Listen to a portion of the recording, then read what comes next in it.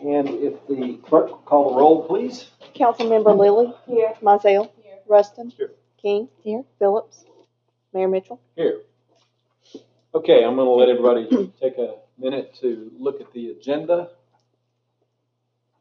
This was sent out to the council earlier.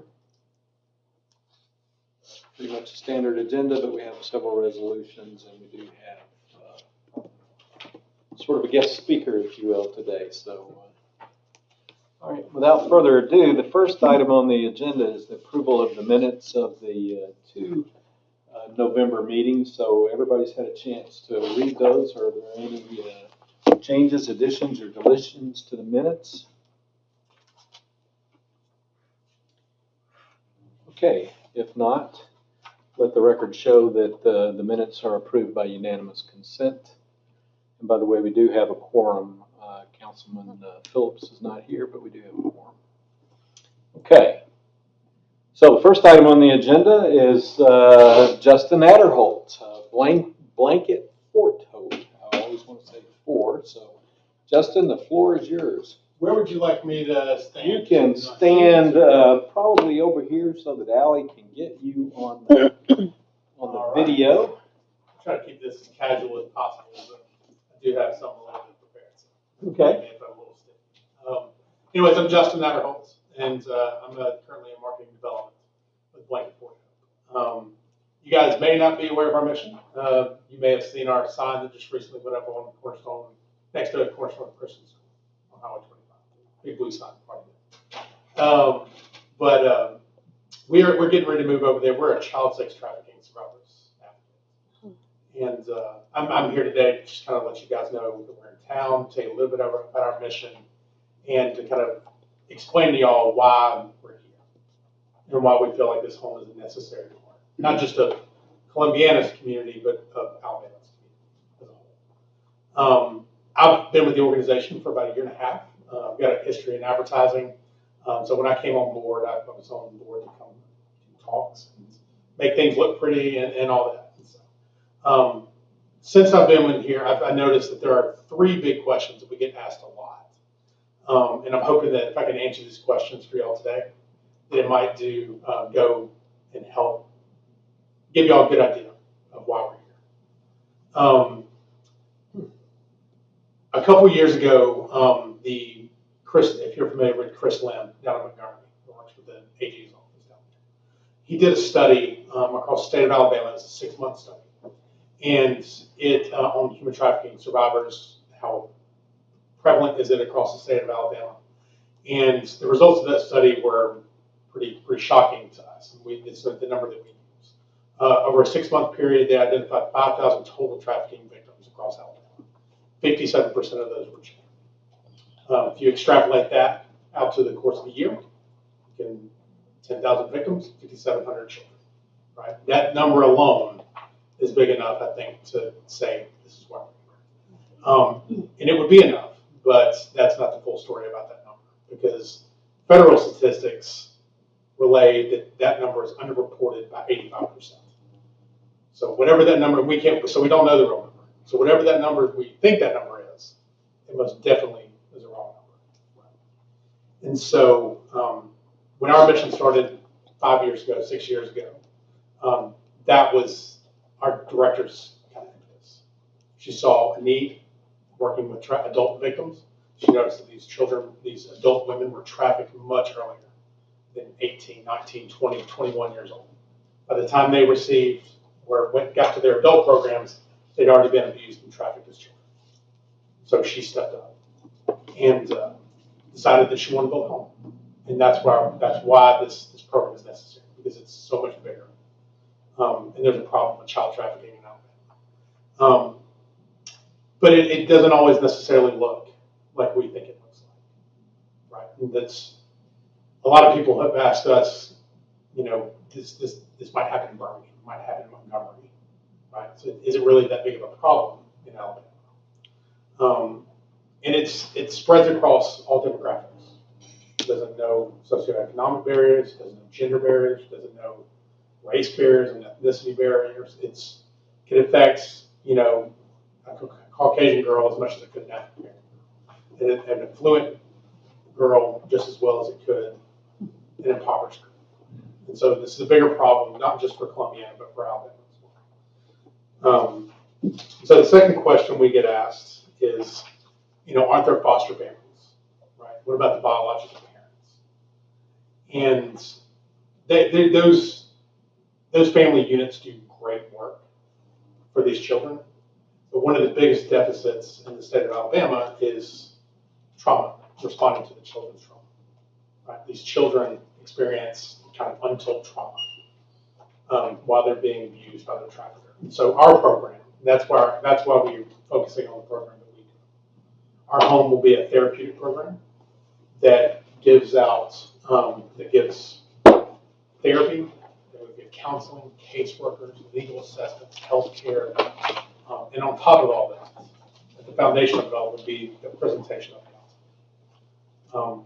Alexa and myself, members, we're believers. We're both on a mission for this, and we believe that it's the love of Jesus that will ultimately end up healing these survivors and providing them the greatest chance for hope in their lives. And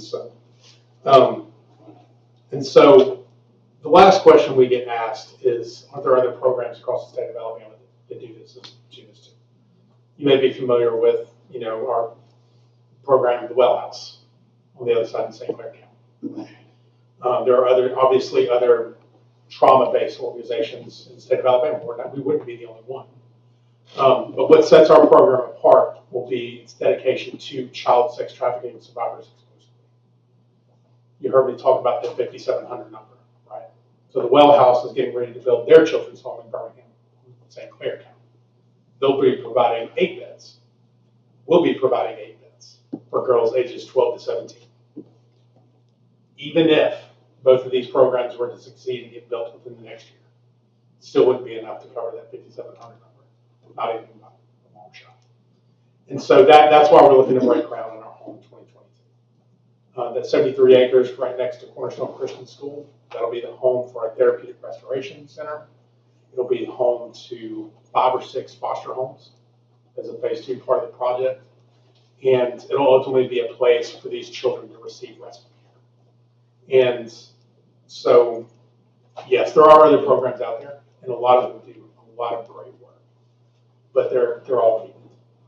And so we need to respond to the trauma these children experience. And that's where our home is ultimately.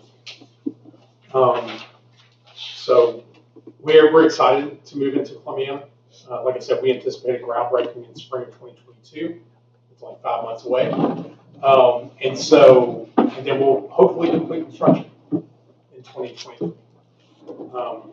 We're already working with architects, civil engineers, structural engineers to figure out what this home needs to physically look like. But at the same time, we've already partnered with Kim Mashego at DHR, former Jefferson County DHR director, and have good and starting to build relationships with Sheriff John San Diego and other partners in this community. And so we look forward to being here in Columbiana. We want to invite y'all to kind of work with us, right, and to kind of join our mission to the extent that you can. Like I said, Alexa and I are committed to the gospel. We're committed to this mission and to seeing children restored. So we really look forward to moving here in about 2023. So thank you. Thank you.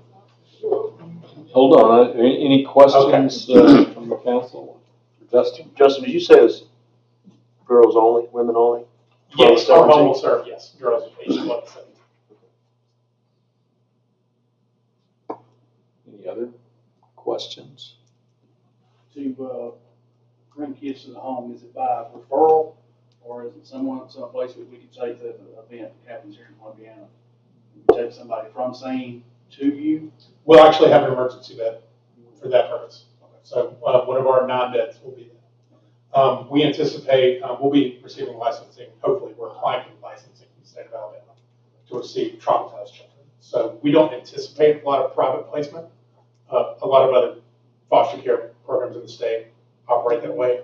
We will primarily operate with children that have been traumatized, and we'll need licensing from DHR to be able to handle that. So we expect a fair amount of partnership with law enforcement and DHR the same kind of facility for boys? There is a long-term plan and a dream to kind of open up a home for boys, because they're a problem too. But right now, the reality of it is that most of the victims are female, overwhelmingly. So that'll be where I would say. Kim Shager, DHR, has informed us, keep that age 12 to 17. They would be too much of a negative influence on anybody younger. So there are children that get trafficked at 5, 6, 7 years old. And we would love to be able to care for them. But putting them in a home with girls between the ages of 12 and 17 would be particularly dangerous for them. So that's why we've chosen that particular age range. And as he said earlier, there's a lot more of that out there than people know. As a former magistrate and with Chief back there, I dealt with a lot that's right here in our door almost. Chelsea to Highway 280. Lots of things happening right in there that nobody knew about that hits I-20 and that's it, So there's a whole lot of that, as you said, more going on than what you guys can accommodate, but it's a start. It's a start for here. So Justin, the chief asked you about the emergency bed. So if, they have an issue and it needs immediate attention. So your full-time residents, if you will, once you guys are up to speed, how do they get placed? Mostly it would, so let me bring some clarification. So the actual home that we're building during the phase 1 part of the project is a short-term home, meant to only hold kids for 30 to 60 days. And so there'll be a house parent on the side with social workers and caseworkers and the like. But that'll be a short-term program. And so the state will maintain guardianship of that child until they can be placed into a long-term project. So they're placed in your facility or Blanket Fort Hope. Yeah. They're placed there by the state. Yes. Yeah. They'll be placed through DHR and law enforcement. Okay, so you mentioned that your background was marketing and communications and making things look pretty. So if we can help by putting a link or something on our website, city's website, I'd ask for you to communicate with Allie Payne. Yeah, and we can put that link out there to help spread the word, if you will, and, to a site that you may or may not already have. I don't know. We do. We have a fully built out website. And if you guys want to learn more, I know I've spoken very briefly about it, but our program structure and kind of the flow for how the child would go through the program, you can find that on our website if you want to find a little bit more details about that. But yeah, so I'd love to circle back around with, what's your name again? I'm Allie. Allie. Okay. Absolutely. Thank you so much. All right. Well, God bless you and good luck. Thank you very much. Any other questions? All right. So we'll Thank you. move on. Okay. So we have our departmental overviews for at least half of our departments, and we will start with the police. So, Chief, it's all yours. Okay, well, as everybody can see, we're all green. We don't have any issues, safety budget, personnel, vehicles, equipment, or training. Everything's flowing smoothly. Our new vehicle is in, it's on the road. You'll see it out and about. New one should be here within the next 2 months, is what they tell me, but that's just a guesstimate. Candy Cane Buddies, the tree will go up this Friday. All the applications are already in. I think we're up to 45 kids, which is more than what we did last year. So the tree's going up. We'll have people here putting it up Friday. We'll be putting kids on the tree, so y'all come by and pick you a kid and do some shopping. I think things need to be in by December the 10th, and then the families come pick up their gifts 15th through the 17th. So help us out. Are these kids local? Most of them Okay. are. Some are not. The ones that are not, we're taking them anyway. We're not going. Okay. Yeah. So you do have the issue up there about speeding in the school zones. Is there anything that in particular that's being done to address that? We've got officers sitting out watching the school zones, the school let out. Of course, you got the crossing guard at 25 in Depot for the kids coming out of middle school. It's just something that we keep an eye on because it's kind of a constant problem. And so we leave it up there and leave it yellow just to kind of bring awareness to everyone that, hey, please slow down in the school zones. That's about it.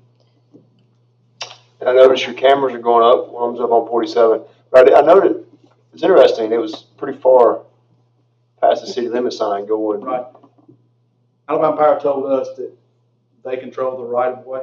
Okay. And they can stick the camera basically as far out as we would like them to, or as they would want to put it. Yeah. All that does is it just gives us more time to be able to put people in the area once a notification is sent. It takes roughly about 10 seconds from the time the vehicle passes to the picture's taken, till the data's run, till we get information back to us. Where it is on Chelsea Road coming into town gives us a whole lot of time because there are no turnoffs except for dead ends until you get to Industrial Parkway. And where it is from here, it's a long way. And so we're expecting a lot of good things out of this camera. And then you'll notice the other one that went up today is right in front of CVS. We're expecting a whole lot of data to come from that one as well.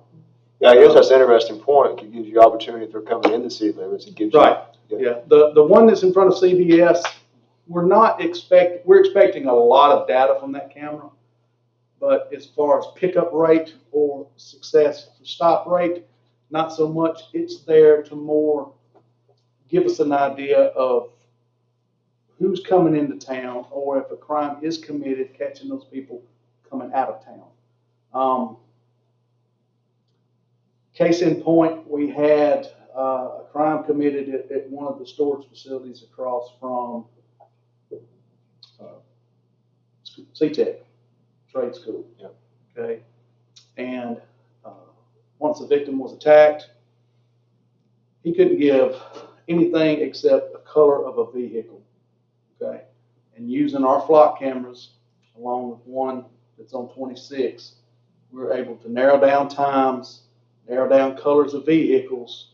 We're able to identify this vehicle and have people. We have one in custody now through warrants and another one still outstanding. So these cameras they're a game changer for us. Being able to pull these vehicles just with very limited descriptions is a major game changer. Seems like it. And it seems to me that these types of things like that happen, and you make it in conjunction with the camera. Majority of the time, if somebody does something like that, they have a history of doing those types of things anyway. Absolutely. Is that a safe assumption? Yeah, No, well, I don't want to, but it would think more times than not, they have a history of doing those types of things. Right. And another thing is that once the word of the cameras get out, okay, then you're less likely to have these type of people come into Columbiana looking to commit a crime. Okay, it's a fact. Yeah. And so it's not only there to help us catch people, but it's also a huge deterrent. Yep. And we can't say enough about it. We love Flock. Flock is definitely a game changer for us. I did have a couple of people complain about speed on 25 going toward Cleara. Going towards Calera. Yeah. Okay, so now the flock is not a speed camera, right? No, sir. It is not a speed camera. It does not catch speed. It just simply catches vehicle descriptions and vehicle tags. It has artificial intelligence. And anything that's entered into NCIC or entered into the Flock system via either our department or any other department that's tied into the Flock system. If somebody comes through, like right now we got I think sex offenders as a ping on a lot of our cameras, and we constantly get a ping from one particular car that keeps coming back and forth and back and forth and back and forth. So there's a lot of different things that you can do with these cameras and a lot of different information that can be entered, but speeding is not one. Very good. So one more question. Now, maybe I'm just uninformed, but I knew we had talked about one flock camera and we were gonna try to get more. Sounds like we have two. Yes, sir, we had one, the budget passed prior to, I guess, this past year. Right, so the And so fiscal on the year next twenty-two budget, we already got that in. Right, yes. Okay, Yeah, no we put them supply in. chain issue there. Oh, yeah, no, there's no supply issue there. Right. Who does the one on 26 that you mentioned belong to? Belongs to Alabaster. Okay, and it's all the way at the end of 26, before you cross the bridge at the quarry. You'll see it on the side of the road. I think Alabaster has roughly 30. Pelham has upwards of 45. Calera's, I think they've expanded to 20. Everyone around us has. But I think once, if we got up to 5, 6, 7, or 8, that would be significant for. It would. The only problem is that right now, the state has a moratorium on putting cameras that collect data on state right-of-ways. And so it would have to be on roadways that are municipal or county. We got away with the one on College Street because once you cross 25, it changes from 70 to College Street, it changes to a municipal road, and we were able to put one there. There's one kind of kink in the state's armor is that if it is on some type of speed trailer that either tells you your speed or simply has a speed limit sign on it and it can be mobile, then you can place those on the side of the roadway, but they have to be moved every 30 days. Calera uses that method. A lot of people use that method. We looked into it, but these speed trailers, they're extremely expensive. And so we're just kind of getting by what we got. The 3 cameras we got now are going to do multiple things for us. So do the speed trailers, if we were to eventually go that route, do those actually send folks a citation in the mail? No, they just simply give you a warning.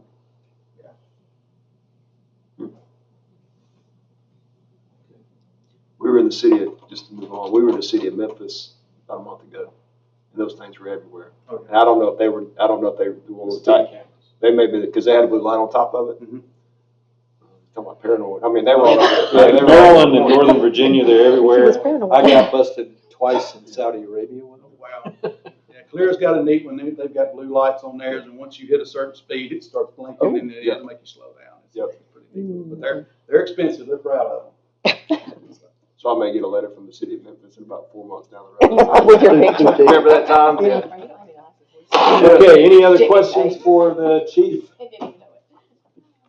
Thank you, Chief. Thank you. And before we move on, I'd like the clerk to annotate the record and have it show that Councilman Phillips has arrived and he would be present for any voting activities subsequently. Okay? All right, admin. Everything is going good with admin. We are actually doing some of our updates to City Hall. We painted the council chambers, conference room, lobby, down the hall to the police department. Police department's been painted. So we're doing little upgrades here and there, and everything else is good. Okay, any questions for the clerk? Yes, ma'am. What about the awnings for the police department? We sent out and called like 5 different people and never got a quote from anybody. Never got a quote from anybody. And one was even supposed to come out, measure, and give us a quote. We got that far with one. They never came out. The rest of them never called us back. Mm-hmm. Mm-hmm. So, So we'll have to keep it in if mind for we next had year's budget. solicited bids and did not get responses, I think we would be able then to place orders, would we not? Well, For I example, was if we just trying to found get a some- quote for our budget. I understand.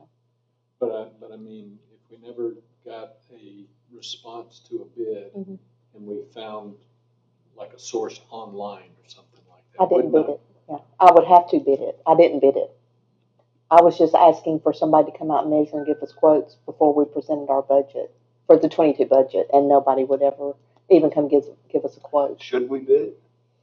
And see if and see if if anybody. we don't, based on his recommendation, Mhm. We can, we'll just have to measure and see what we want and get the specs out there and see So, if anybody Problem actually. So that again- most of them said when they came out to measure and look, is they said it's gonna be possible, and the feeling that I got was that they always mention something about how the building has its offsets on the back. And drilling into those offsets of how, they say that drilling into the brick, that the anchors are not gonna be as well supported as if it was something that had, I guess, a backing behind it, whether it was stucco, you have metal studs behind it, but if it's a block, he said supporting the awnings might be the problem. But he still said, all of them said that they'd come back with a quote, and we never got it. So people did come. Yes, sir. Oh, yes, sir. Yeah, we met with- Oh, I thought the guy never came. The No, one he that I came- talked He came to. and looked. Okay. Yeah, but he And then never returned. sent the- He never okay. sent the quote back. Okay, well, we can look into what our options are there. Any other questions for the clerk? Okay. Public Works. Yes, sir. We're very, very busy in public works and stuff, between garbage and trying to keep the brush up and putting helping put Christmas decorations up. Some of the budget items that y'all approved in the budget is come in, the garbage cans come in today. We've got them offloaded and stored. Is that what was in the truck this morning? Mhm. That's what was here. I noticed the police were harassing the truck for being parked. But other than that, everything is going as good as we can have it going right now. We did put the trash cans out there in the building where the land stuff, we sent them email, and they didn't have no problem with us putting it out there as long as we had to secure it ourselves and everything. Which building? Out there, the On building. McDowell Road? McDowell Road. Everything, but there's 1,250 of them that we had to unload. Okay. And like I said, helping the beautification board, Steve and them are helping them put the Christmas decoration up, Stephen and Larry and Gary and them. And we're slowly starting to get it up, and the lights has come in that we're gonna string across the road that we was talking about earlier and stuff. Like you see at Wetumpka and these different places. And then we're just staying busy with what we've got. Okay. We're still gonna do the lights on the buildings, right? If that's what y'all want. All I say, if I can get to them, I'll fix them, but we're not getting on the building, because I'm tired of my people getting accused of causing leaks in the building, and every time we get on them, if we're the last ones up there now. So let me ask you a question about that, Alan. Do we actually have to get on the roof? Yep. Since these lights line the edge, do we not have access to a lift or a ladder or something where we can do it without? We got a getting budget, on? but you can't get the sidewalks. We'd have to pull slap, get up into the side, sit on top of the sidewalks, and we don't want to bust the sidewalks up on With what? with a bucket truck.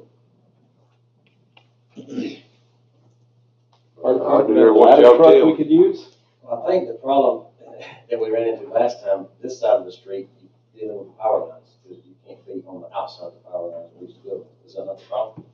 That's part of the problem, and I'll just be up. Some of these storefronts are in bad shape, and you got to get up there and go to drilling or putting stuff up there and stuff, and you're just taking a big chance of causing problems. But I'll do We need what to y'all- talk about that, because I do think, although I support the party lights or whatever they're called across the street, the character of those lights lining Main But Street I agree, is, you're gonna have some buildings that's not gonna be lit up because there's no juice there and they're not there to plug it up. okay, so we need to talk about what our options are there. We can do that, outside this forum, but I certainly would like to have that. You got anything else, Alan? No, Any that's other it. questions or comments for Public Works? Thank you for helping beautification board. I appreciate y'all. And Alan, when does that trash can deal go off? January 1st? Yes, January the 1st, when we're shooting for it to go in effect and everything. Okay. Municipal Court, Magistrate. The court attendance is still up. Our expenses are down, court collections are up. We're on track for the 22 budget. My last day here will be the 24th. The plans are to move Brianna into my position and to hire a magistrate for the front. The kiosk that we got for the police department lobby is now officially up and hanging on the wall, running. And the next court is on the 23rd.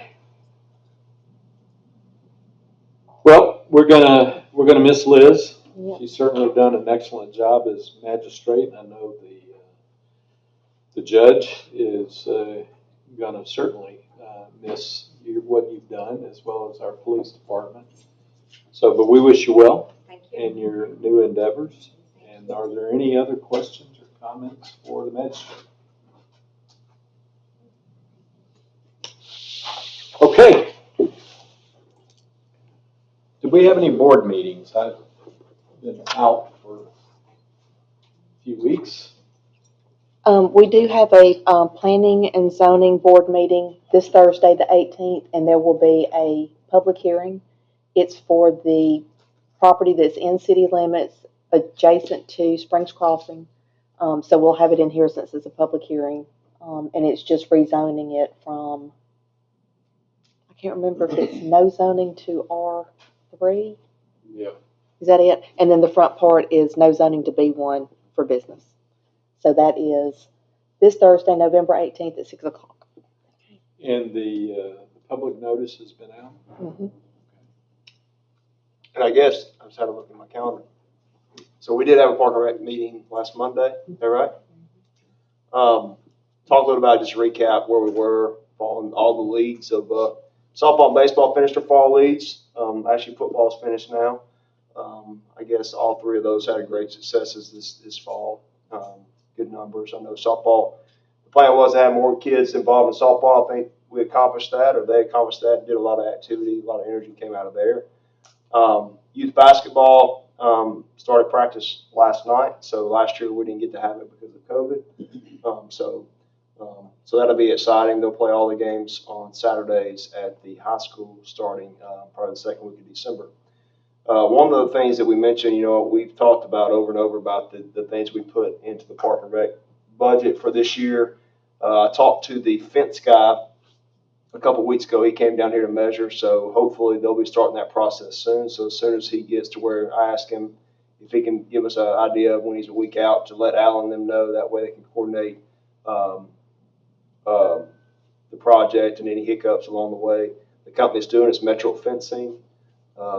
So I think they're a local company. They do a lot of local work around here. So I've been talking to the owner, so he's a nice guy. So hopefully we'll get that done. I've asked that they be done by at the latest February 1st, and he said once they start, it'll be a couple weeks, and or even a week, and they'll be out of here. So all the things rolling along. So it'll be off time for a little bit, and spring hits, we'll kick right back up.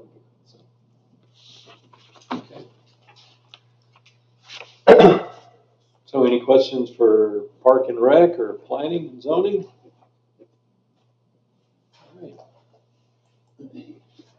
All right, so we have a few resolutions. The first one deals with the award of the bid for Highway 25 sewer extension to Piggly Wiggly. This is a project that we have a CDBG grant.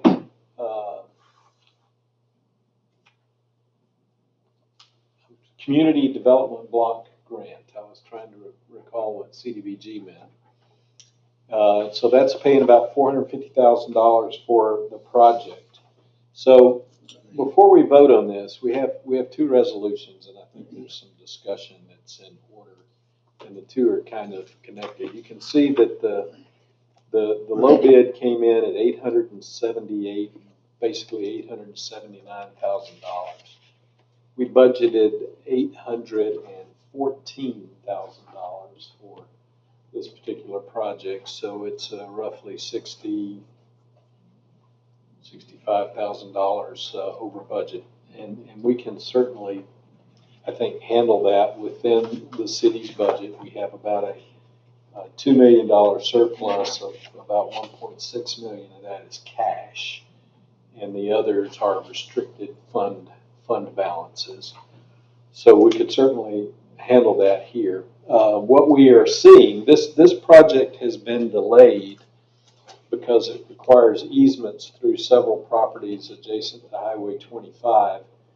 And we've had difficulty getting the easement for the property on which CDS is located. CDS does not own the property. They lease the property from a real estate investment group, and the property has flipped ownership numerous times. Tracking the owners down has been an issue. I got an email, I think it was yesterday or either this morning, from our city attorney. He actually did get, there's actually, I think, if memory serves me correct, 3 owners of that property, and we have to get all 3 of them to be able to sign off on the easement. We did get a signature for one, and by virtue of being able to contact and get a signature and approval for one, city attorney was able to find contacts for at least one of the others, and hopefully all of the others. So hopefully in short order, we'll have that easement. So that has delayed this project, and as you all know, we are experiencing inflation and cost increases across the board and everything, and that's really what has hit this project and the reason why it's over budget. So before we pass this resolution, I would like to go on to the next one. So this is award of a bid for the Highway 70 sewer replacement. You can see that the bid came in at $879,000. We budgeted $400,000. This is more than double what we budgeted. Now, there's 2 reasons for that. The cost of the pipe increased dramatically. Again, this has to do with the inflation issues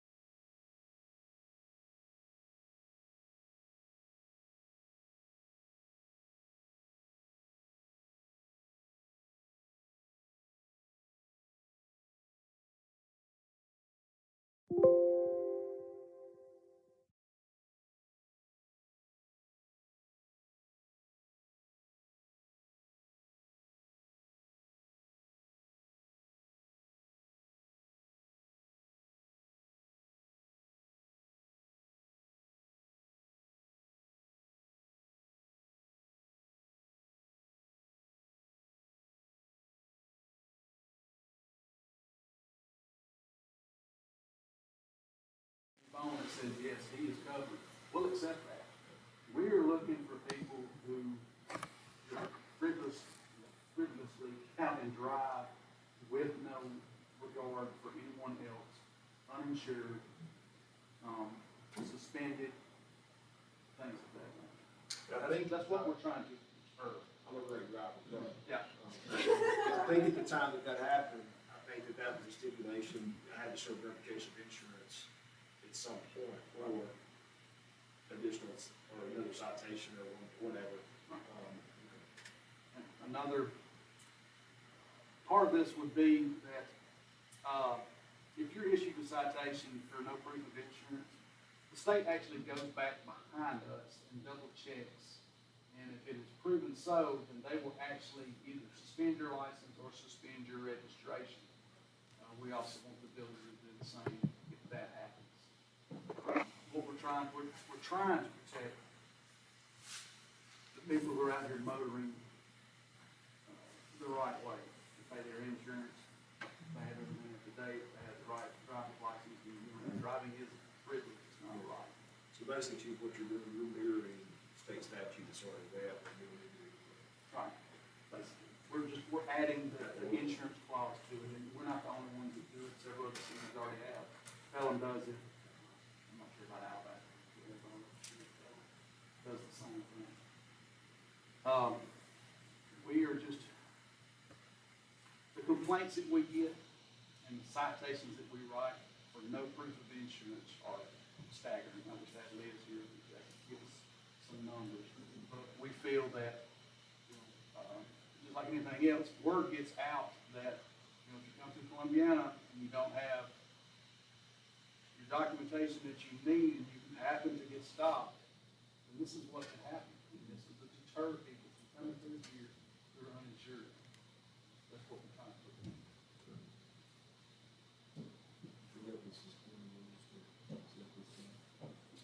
Yes,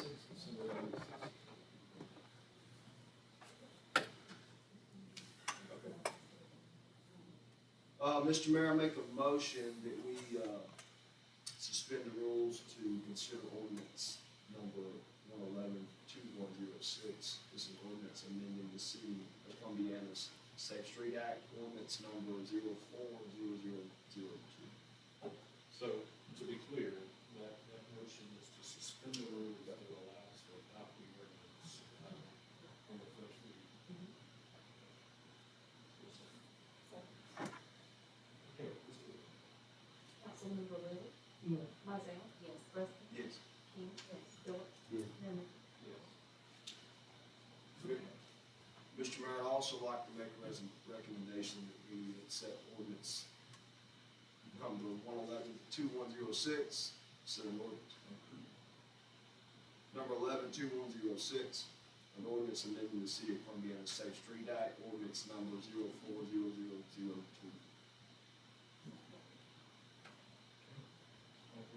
Councilmember Little? Mizell? Yes. Preston? Yes. King? Phillips? Lemon? Yes. Okay, ordinance 11-2106 has been passed.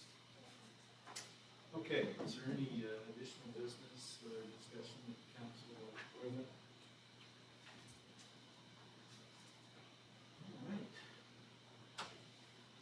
Mayor's report. So quite a bit's going on this month. First through the third, the Alabama League of Municipalities had their Municipal Leadership Institute. I attended that, and then the first day, we also had our team that was participating in the Economic Development Academy sponsored by the league. On the last day, there was a presentation about ARPA and some of the rules associated with the bidding process for work under ARPA. One of the things that we have done is that we had continued to contract with an engineering firm to do our storm drainage study in accordance with the state bid law. Professional services, consultants, legal services, things of that nature do not require a competitive bid, but because the ARPA funds are federal funds. The federal procurement regulations apply. And so we will have to keep that. That contract has not been signed, and so we're moving forward with that. We have the attorney who made this presentation, I believe, send us some information, including now Attorney Jones' opinion on it. We also had our city attorney who agreed with the leads attorney. And so getting ready to bid that engineering stuff.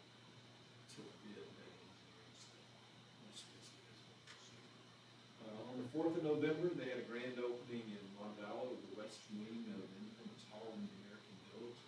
Really impressive. Now, they're gonna build an entire replica of Independence Hall out there. The west wing is all that's done thus far, but it's really an amazing facility. I encourage you to go out and see that. On the 8th of August, we had a teleconference with Auburn University's Government and Development Institute, primarily associated with HR, personnel policies and practices. They're gonna look at ours and potentially make some recommendations. Now, if we engage with them to help us make some changes, we have to pay for that, so they don't have to sort out what the cost is.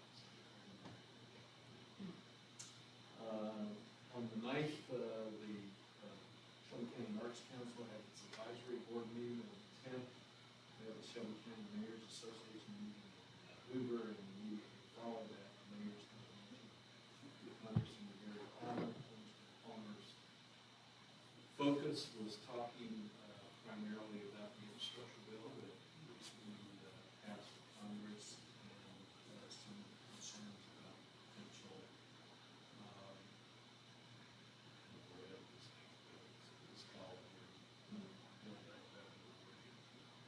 so that was the gist of that conversation that first day of Thursday.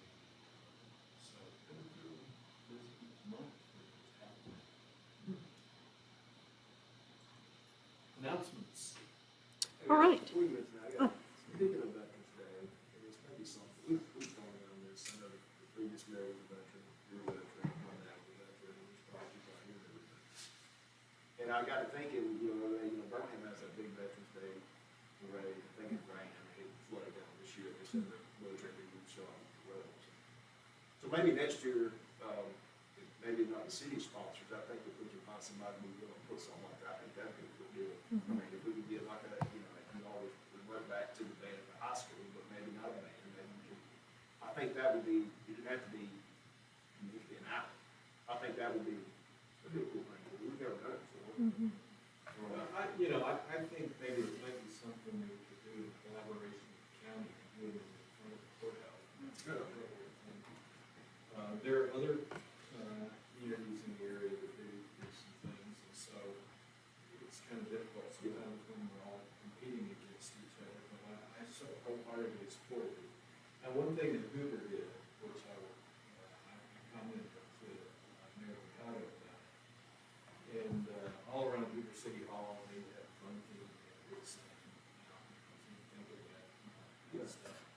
So, and they're right there on Highway 31, so it's a good location to want to see if perhaps we can do something. Yeah, you don't want to compete, but I mean, maybe, being a mayor's association or something, maybe we can rotate that every year. I think that would be great. If they're willing to do that, I mean, I think that helps us, and it helps other cities, where our veterans going to their city, I mean, I think veterans go to those things, I mean, it'd be cool to see for kids, and. Well, we also have American Legion, the VFW, in the area, they would be willing to participate in that.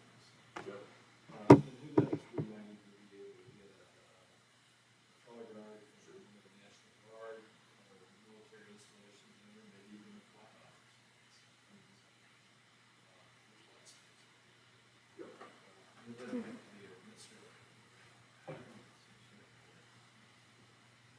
Okay. All right.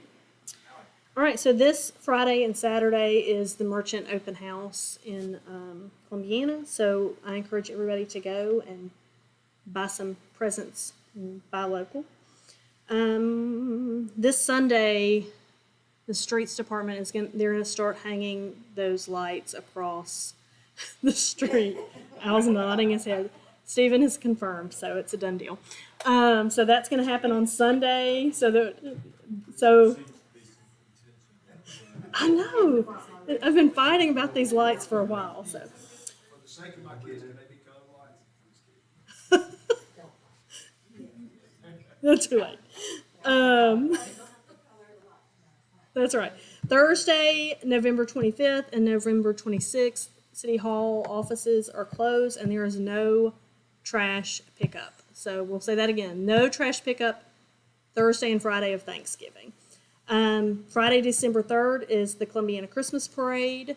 There are lots of activities that night. It will start at about 5 o'clock. Food trucks will open, and then we have a whole schedule of events. So that night also kicks off Christmas in Old Mill Square Park, where we will have some snow machines blowing pretend snow, bubbles.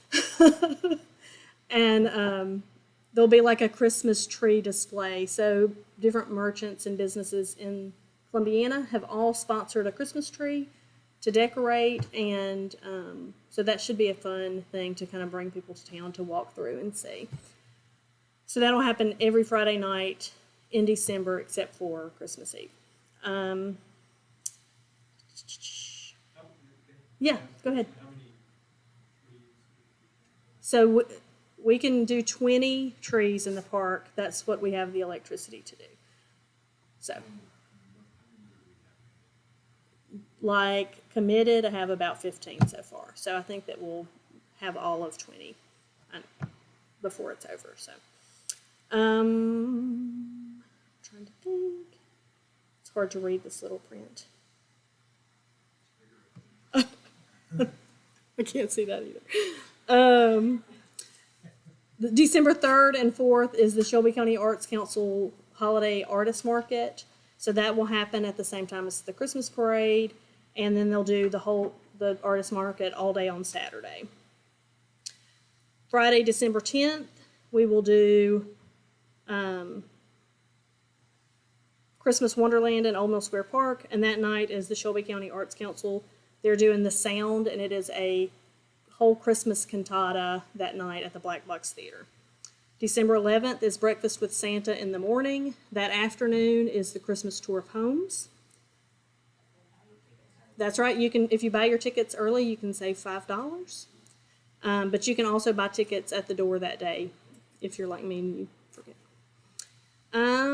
Friday, December 17th will be the last Christmas Wonderland in Old Mill Square Park. And that will run from 5 to 8 each Friday night. So it's going to be a busy December. No, that is what we do need to. I would like for you guys to decide.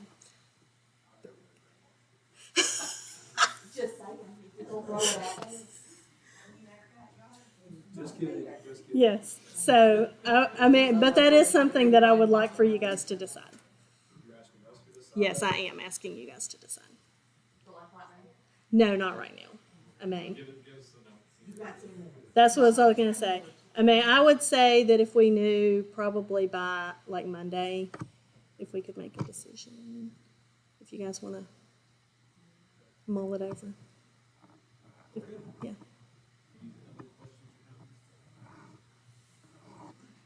Public comments, anybody? Yes, sir. Oh, I like to just, yeah, most of you know me, me and Vicky, Ashley, the guy, and we go back a lot of years. One day don't know him, Larry Perrin. I'm an employee of the city, have been for the last, off and on, for the last 15 years. I say off and on, I went in the college twice, and take you back out. I heard nothing that right. But what I want to address, y'all know the situation with employees, with labor. Right now, we down to 3 employees at the street cemetery, myself, a brother, and Stephen. I'll be 75 years old here in a few months. So brother just turned 73 in August. We can't do like we used to do. Just like today, we had 2 trailer loads of garbage cans come in. We helped unload the first load. The second load, I told Stephen, I said, you want to call some reinforcement in here. We can't hold out. So he called in, guys off the garbage route coming in. But right now, the street and sanitation employees, I'm not asking for more money from me or my brother. Because right now, I mean, we have our retirement and our social security we can fall back on. But these other guys out here, this is their bread and butter. And we are the lowest paid employees of any CEO municipality in Shelby County. And there's not any employees out there now that wants to work. And the ones that do want to work, now they come here and work. So what I'm asking y'all to do whatever y'all can do to try and keep the employees that we have. We got two that's got on the verge of quitting. If them two quits, the street department shut down. Because he's gonna take the rest of it to keep the sewer, the sanitation part of it moving. We got all this stuff coming up in the holidays, all this extra stuff. We don't have the manpower to do it. The men, I'm out there with them every day. I see it and I hear it. They don't like having to work over just about every weekend. They like to spend some time with their families. But it's got to be done. And myself and my brother, we can't help that much with the overtime partners. We're just allowed to work 32 hours a week, all we're allowed to work because of our retirement. We do what we can. I just wanted to bring it to y'all's attention that I figured, no comment from you, Al. You hear it straight from the horse's mouth, you understand it more than you would. But I know Al's kept y'all informed about it. Being out there every day and seeing it and living it every day, I know what's going on. And we appreciate what y'all done about the one-time loan. That helped out. But I'm just asking y'all, try to do what y'all can to keep the employees that you have. Right now, we're 7 employees short right now. If we had a waiting list of people wanting to hire, waiting for an opening to come open, I'd go home and let them have it. But we don't. We don't have any applications, and anybody wants to work. We are aware, and we understand, and we have been meeting the last 2 days.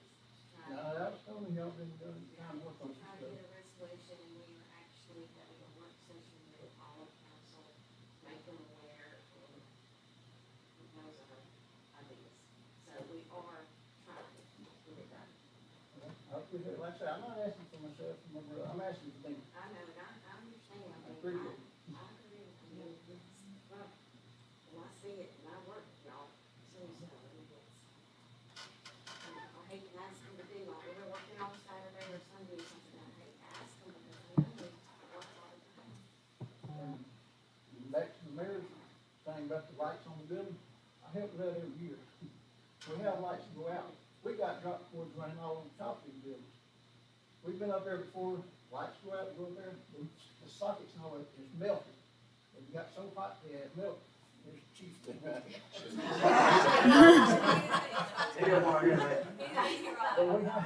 And we have to plug it into the businesses to get power up there. That's where the power comes from the businesses. And if we had LED lights, it would be quite enough. The lights we use, they pull a lot of power. And they get hot. I know by experience. I've been there and I've seen it. I've had to replace several plugs on top of the building where they had melted to the building. They got so hot. What's Perry, the thing that you mentioned, I think, these guys, or these, I don't think you ever raised what we, but these guys, the big thing for me is that you want these people to spend time with their families, if we offer a ton of money coming in the door now, that doesn't buy you any loyalty to anybody, because, you know what I'm saying, so money it draws a lot of things, so, but I think my thing, what you mentioned, is that you want to be able to create an environment and some type of structure that allows these guys and yourself to, one, enjoy your retirement. You don't want to work till you're 80 years old, that's the thing. Oh, crap. Yeah, but I mean, also too, for the young guys like Steven, a couple weeks ago, maybe a month ago, I saw Steven pressure wash on Sunday. I mean, overtime's great, when you get the check, I get it. But at the same time, I know that he'd probably rather sit at home with his wife or his daughter or whatever. So I think, but in today's environment, you have to be creative in how you attract people to the organization, whatever that's money, whether that's, I don't know, but hopefully we can come up with something to to do something like that. I think people are supporting that because I think it is maybe a concern, you know, but I think it's really some of the, it's just some people, you know, you've said it for, I think 6 months to a year now, people just don't want to work. There's a lot of truth to that. I mean, there is, but I think if we can be creative in the things that we can do, maybe that will help too. So we'll see what Kim's got to say. See what Kim gets- I appreciate you coming. I'm here for the long haul, I'm just saying. So I'll throw my 2 cents for a minute. So last year, after this new administration, we revamped our city pay scale. It was out of date. We tried to focus primarily on hourly employees as opposed to managers, et cetera. But still, we know, even though we made some adjustments then, we still ended up with a pay scale that's not competitive with the local municipalities and neighboring municipalities. We had this discussion when we talked about development people at Auburn and human resources, pay scales and systems and performance evaluation systems and things like that. Stuff that they look at, along with what Ricky was talking about, what kinds of things can an organization do that's not necessarily weighted in salaries, that would incentivize people to want to stay in an organization, pension benefits, health insurance, things like that. So we are addressing it. Our personnel and policy committee has been addressing it. They're going to make a presentation to the greater council, and I'm optimistic that probably sometime after the first of the year.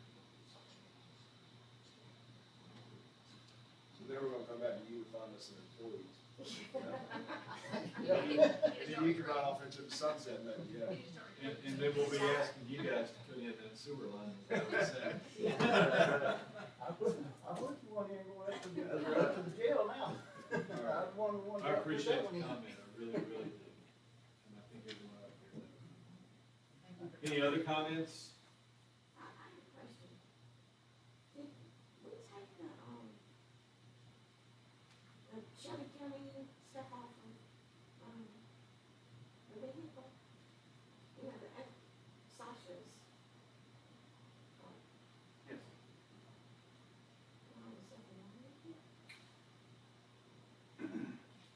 Yes. It wasn't the color that it was actually supposed to be. It was more like a pink instead of a crimson for Shelby County. It turned out bad. We just finished breast cancer awareness. Yeah. Wasn't quite that pink, it was an odd pink. And when she was promoted to lieutenant, that's her vehicle.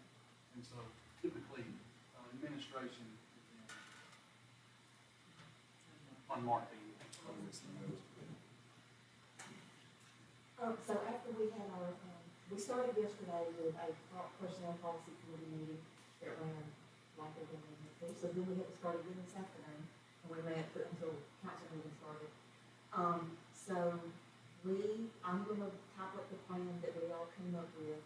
We're gonna see, can we meet with council November 30th at 5 o'clock for a work session for the policy committee to present all the information that we have come up with so far, and to see if we're going in the right direction. That is 2 weeks, 2 weeks from tonight.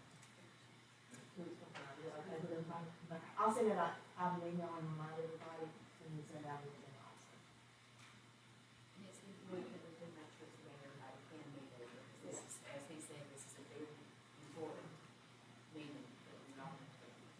And I'm gonna ask the department heads to I've been on several committees, me for the highway department, up to the courthouse, and we've been on several different committees. We know what's involved. And so we'll get department heads to come, so, to kind of, what we were thinking and how we came up with what we came up with, and the council inspiration. And the department heads to prepare.